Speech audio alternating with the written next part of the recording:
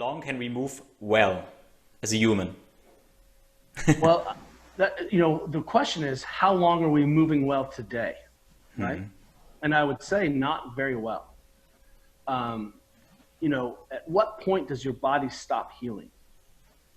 It never stops healing. You always are able to heal slower.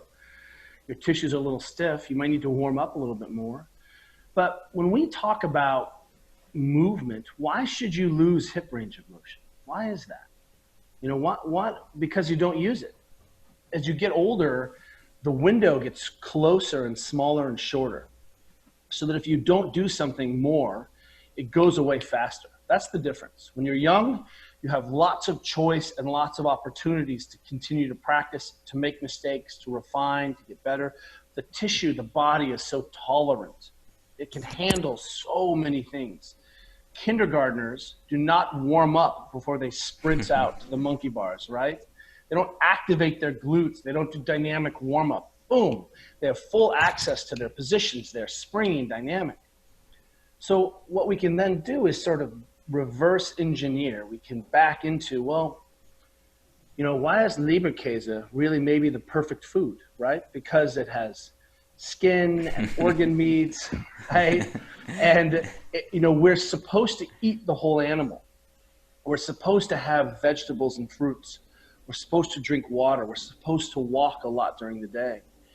And what we see is when we do those basic things, when I don't feel threatened because I'm black, right? When I'm not worried about losing my job, then my body is really pretty robust. And then it doesn't take much input or load to maintain these systems. But if for 10 years, I don't put my arms over my head or take a full breath or take my hip into extension or look at my hip range of motion, then all of a sudden you'll see that you have lost choice and you've lost your voice. And then when you end up 100 years old, it looks very different than if you're continuing to walk, continuing to shop, continuing to be in a community, and continuing to train. And training may look a little different. We may pull some of the speed out. We may not do as many snatches when you're 100 years old, right?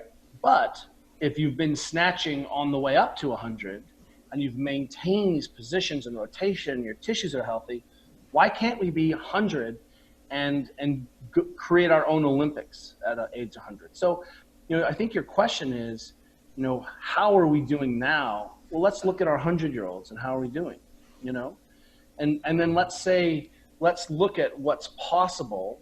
And now we want to always lay that lens over the top of durability and longevity over what it is we're doing. I think this is crucial.